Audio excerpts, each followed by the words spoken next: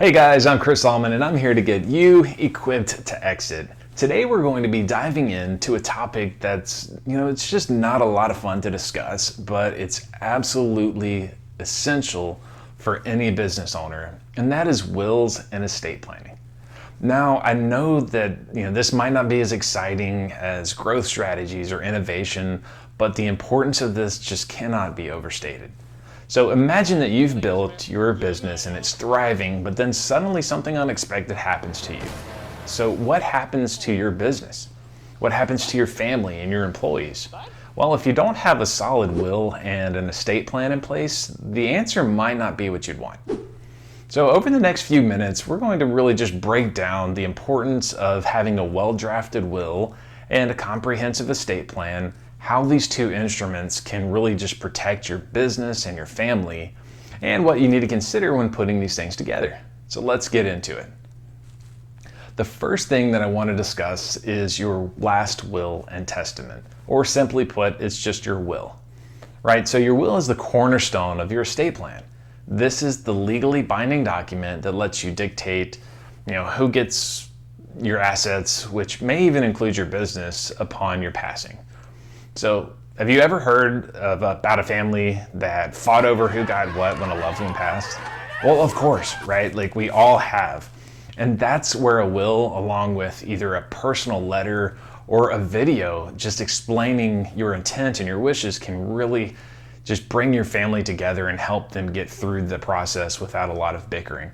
Now, we all want to believe that our families aren't going to fight, but if there's one thing that I've learned after years of working with clients, it's that money can divide a family, especially if it's not planned for. So a common mistake I see is just not updating your will when your circumstances change. So maybe you get married or divorced. Maybe you have new children or grandchildren or even start a new business venture, right? These can all impact your will. So you want to ensure it's up to date to reflect your current wishes. Now, let's talk about a power of attorney. This is the legal document that grants someone you trust the authority to manage your affairs if you can't. Remember, there are two types. You have a durable power of attorney and a springing power of attorney.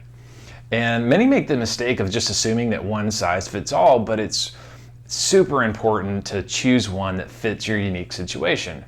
So the durable power of attorney grants permission to an individual while you still have your full mental capacity. On the other hand, springing powers of attorney only become in force after it's been determined that you no longer have the capacity to make decisions. So, you want to limit the permissions you can give, well, don't worry about that because you absolutely can. So let's say that you don't want the person to be able to sell your assets or change your beneficiaries. Well, you can absolutely limit that. So now let's talk about trusts, right? Trusts are key tools for estate planning. And there are two main types that we're going to look at today. And the first one is a living trust, and the next is a testamentary trust.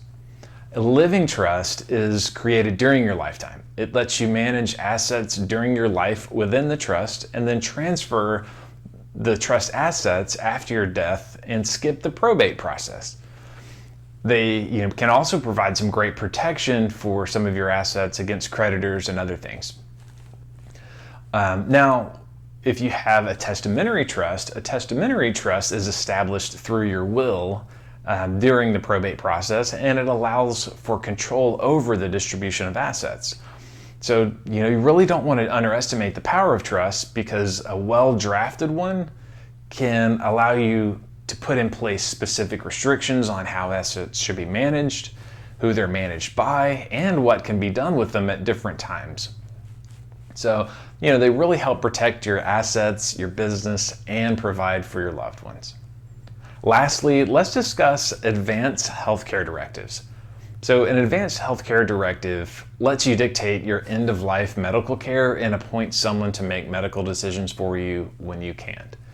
Now, many people will neglect this, right? If you've ever been to the hospital, they've probably asked you if you have a healthcare directive.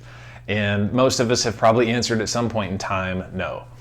And it's easy to neglect, but I think, if there's anything that the past few years have taught us, it's that anything can happen, especially when you don't expect it. So don't put it off.